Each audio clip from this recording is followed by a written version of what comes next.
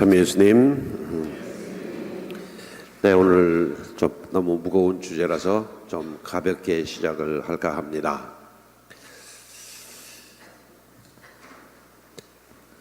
실제로 있었던 일인데요. 그 엄마가 구역장을 했는데 그 아들이 엄마가 맨날 부활 때쯤 돼서 맨날 성당에 가서 뭐 해야 된다 하면서 맨날 성당에 가 있으니까 이 꼬마가 이 푸념 섞인 저기로 시간 자시는 건가 보다. 벌금 10,000원 받습니다. 푸념 섞인 말씀으로 그 꼬마가 하는 말이 예수님은 왜 매년 죽었다 살았다 해가지고 우리 엄마 힘들게 하냐고. 그래서 그 엄마가 와서 전하길래 저도 이제 그랬더니 그러신데요 하고 했더니 예수님께서, 이건 제가 꾸며낸 얘기입니다. 예수님께서 하시는 말씀, 야 나도 매년 죽었다 살았다 하려니까 나도 힘들어 그러시더랍니다. 부활이 가깝고 또 많은 분들이 함께 고생하고 또 여러분들이 부활의 기쁨을 좀 누리기 위해서 많은 분들이 애쓰고 준비하고 계십니다. 세 사람이 죽어가지고 이제 천국문에 다다랐는데 천국문 앞에서 베드로 사도가 그 사람들에게 이렇게 물어봤답니다. 여보게들, 여기 오느라고 수고들 많았는데 이제 내일 모레면 자네들 장례식이 이제 거행될 텐데 사람들이 자네들을 어떤 사람으로 이렇게 기억해 주면 좋겠는가 하고 이제 물었답니다.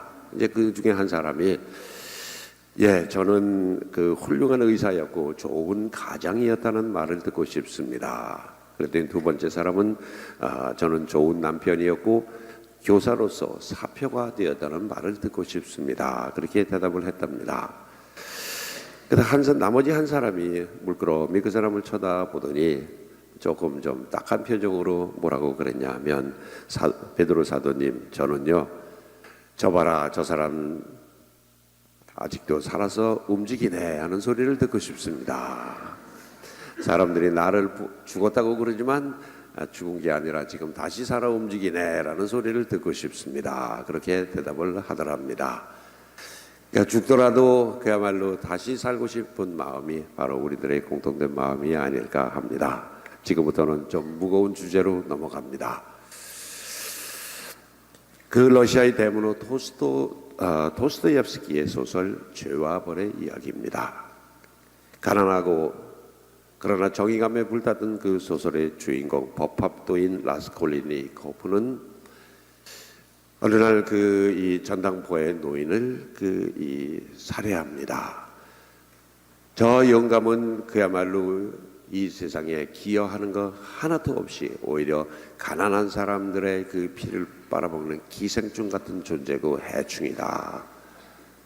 저런 인간은 차라리 내가 없애는 게 이 사회 정의를 위해서 더 옳은 일이다라는 그런 마음으로 이 전당포 노인을 죽입니다. 그리고 마침 거기에 다니러 왔던 노파의 그런 이 누이 동생도 같이 살해를 합니다.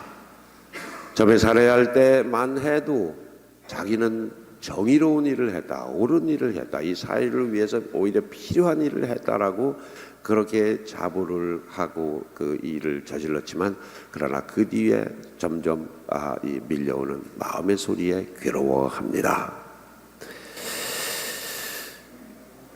머리로는 자신이 옳았다고 생각하고 자유하였던 그였지만 마음 한구에 속에서 조용히 속삭이는 마음의 소리, 내면의 소리에 그는 몹시 괴로워하기 시작합니다. 모든 사람들이 자기가 살인범이라는 것을 알고 있는 것 같고 경찰들이 수사를 시작을 하면서 자기에게 수사망이 좁혀오는 것을 이제 이제 느끼고 이러면서 점점 불안에 떨고 더 심한 괴로움에 빠지죠. 그러던 중에 그야말로 소녀라는 장녀입니다. 근데 이 소녀라는 여인이 얼마나 마음이 착하고 순수하고 아름다운지 이 주인공은 소녀에게 마음을 열기 시작을 합니다. 그리고 결국은 이 소녀의 이 앞에 무릎을 꿇고 자기가 노인을 죽인 살인범이라고 고백을 합니다. 그러면서 마침 그 이 소냐의 그 이 책장에 그 책이 한 권 놓인 걸 보고 그 성경책인 것을 알고 그 책을 좀 읽어달라고 얘기를 하면서 바로 라자로의 그 부활에 관한 이야기를 좀 듣고 싶다고 그것을 읽어달라고 청을 하죠.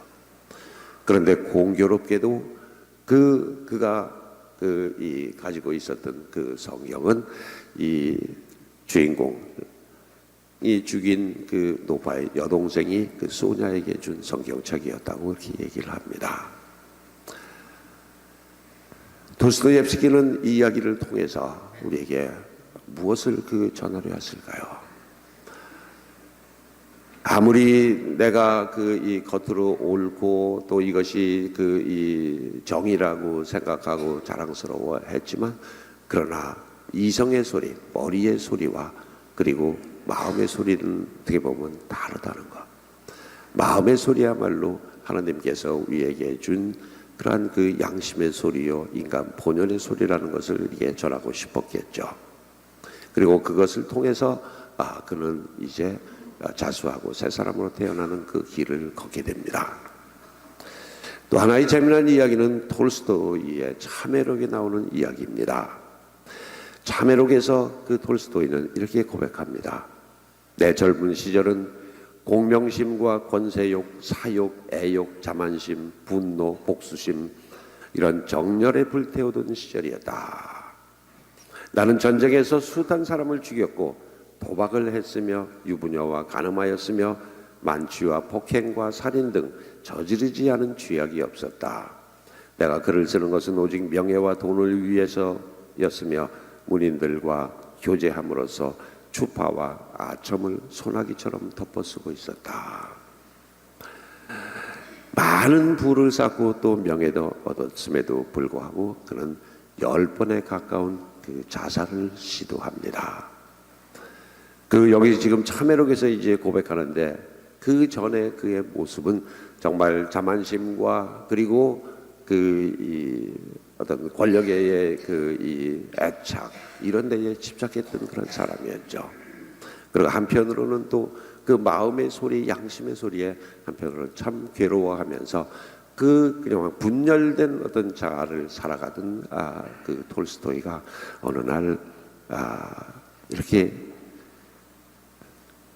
이야기를 합니다. 어느 날 갑자기 톨스토이야 이제 나오너라라는 그 소리를 듣게 되었다고 그럽니다. 이 한마디에 톨스토이는 마치 우리가 왜 어떤 큰 충격을 받을 때 머리에 망치를 맞듯이 띵한 그런 그 충격을 받는다고 하는 것처럼 그 말씀 한마디에 그런 큰 깨달음을 얻고, 내가 지금 나의 감옥에서, 이 죽음과 같은 내 자아의 감옥에서 말로 나와야 되겠다라는 어떤 자각과 함께 그는 이제 새로운 마음으로 이 생을 시작을 하게 됩니다. 그래서 이 참회록을 쓰게 되고, 그리고 약 70세의 나이에 그 부활이라는 대작을 완성을 하게 되죠. 인간이 가지고 있는 가장 궁극적인 그런 이 소망, 그리고 우리 신앙의 어떤 출발점이고, 그리고 종착점은 영원히 살고 싶다라는 그 부활에 대한 희망입니다. 오늘 복음에 나오는 이 라자로의 부활 얘기는 탕자의 비유와 함께 성경에서 가장 극적인 대목으로 뽑히는 부분입니다. 라자로라는 그 단어의 뜻은 불쌍한 사람, 희망이 없는, 어쩔 수 없는, 그러기에 신의 도움이 필요한 사람이라는 뜻이라고 합니다. 바로 어쩔 수 없는, 희망도 없는, 그러기에 내 자신의 힘으로는 도저히 아무것도 할 수 없고 결국 신의 도움을 받아서 내가 다시 일어설 수 있는 그 인간의 그 운명을 오늘 예수께서는 그 라자로의 이 부활 사건을 통해서 우리에게 희망을 주고 우리에게 믿음을 더해주는 그러한 그 기적을 일으키죠. 우리의 믿음은 결코 헛되지 않다는 그러한 이 신념과 함께 희망을 알려주는 사건이 바로 라자로의 부활 사건입니다.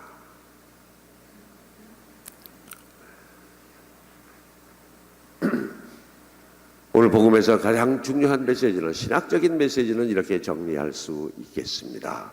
예수님께서 곧 순환하시고 죽으시고 다시 부활할 것이라는 것을 미리 알려주기 위해서 라자로의 그 부활을 통해서 당신의 부활 사건에 대한 예시를 하는 거다.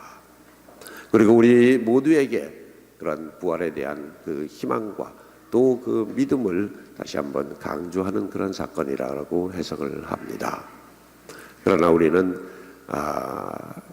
우리의 죽음이 언제 닥쳐올지 모르겠지만 죽음 뒤에 오는 영원한 생명에 대한 희망과 그 믿음은 그 믿음대로 우리에게 갖고, 성경의 그러한 그 메시지는 오늘날 하루하루를 오늘을 살아가는 우리에게 주는 메시지가 무엇일까라는 그러한 점이라고 보시면 되겠습니다. 오늘 성경 말씀에 나오는 여러 가지 대목 중에서 우리가 좀 하나씩 이렇게 나름대로 골라서 내 인생의 그런 신앙생활의 어떤 좌표로 삼고 그것을 통해서 내가 새롭게 그런 신앙생활을 해나가는 어떤 계기로 삼았으면 참 좋을 듯합니다. 좋은 말이 너무 많아요. 아까 말씀드린 도스토옙스키 그리고 톨스토이가 얘기했던 그 부분, 라자로야 이제 나오너라 하시는 그 말씀, 나를 가두고 있는 온갖 내 안에 그 욕심 또는 질투, 나로서 어쩔 수 없는 어떤 그런 한계, 그것을 떨쳐버리고 그야말로 나의 무덤에서 이렇게 나오너라 하는, 또는 내가 스스로 만든 그 나의 감옥이나 죽음과도 같은 그런 질곡에서 빠져 나오너라 하는 그런 말씀으로 우리가 받아들여도 좋을 듯합니다. 그리고 예수께서 말씀하신 돌을 치워라. 스스로 내가 만든 이 커다란 장벽, 그 돌과 같은 어떤 커다란 그 장벽을 우리가 스스로 치울 수 있는 노력을 한번 해보는 것도 좋을 듯합니다. 내가 이제까지 살아오면서 만들어놨던 여러 가지 그러한 이 장애물들, 내가 사람답게 사는데 또는 신앙인답게 살아가는데 항상 걸림돌이 되었던 그 많은 돌들을 우리가 좀 스스로 치울 줄 아는 어떤 그러한 이 마음으로 돌을 치워라라는 말씀도 참 의미 있는 말씀일 듯합니다.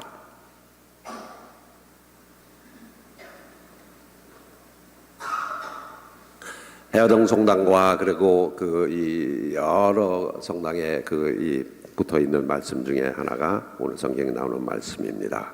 나는 부활이요 생명이다. 누구든지 나를 믿는 사람은 영원히 죽지 않고 죽더라도 영원히 살 것이다 라는 그런 말씀. 그리고 예수께서 우셨다. 하나님이 얼마나 그 인간을 사랑하시는지를 대변해서 말씀하시는 그런 부분입니다. 예수께서 바로 내 자신을 위해서 나의 안타까운 모습을 너무나도 안타깝고 이 속이 이 상해서, 그리고 예수께서 우셨다라고 그런 이 말씀도 우리가 한번 어떤 내 인생의 좌표로 삼아도 좋을 듯합니다. 우울하고 쓸쓸하고 외롭고 힘든 사람들, 자신이 만들어 놓은 거짓된 그 바벨 탑에 갇혀 있는 우리들, 목을 조르듯 나를 올라가매고 있는 갖가지 굴레들, 내 힘으로는 도저히 극복되지 않는 내 안에 더러운 찌꺼기들, 이런 인간의 한계와 굴레에서 힘들어하고 괴로워하는 우리들에게 오늘도 예수님은 울면서 외치고 계실는지 모르겠습니다. 바오로야, 너의 그 감옥에서 나오너라. 베드로야, 네가 만든 그 돌을 치우고 나에게 오너라. 마리아야, 내가 만든 그 마음의 단단한 돌을 깨고 나에게 오너라 하시면서 우리를 부르고 계시는지 모르겠습니다. 사순절은 이렇게 깊어갑니다. 나에게 있어서 죽음과도 같은 아픔들, 질곡들, 한계들, 그런 것들 우리가 부활을 맞이하면서 다 털어내고 좀 하나님이 보시기에 정말로 아름다운 그리고 가장 멋진 그런 우리 신앙생활, 우리 사회생활이 되는 그런 날들 잘 준비하시기 바랍니다. 아멘.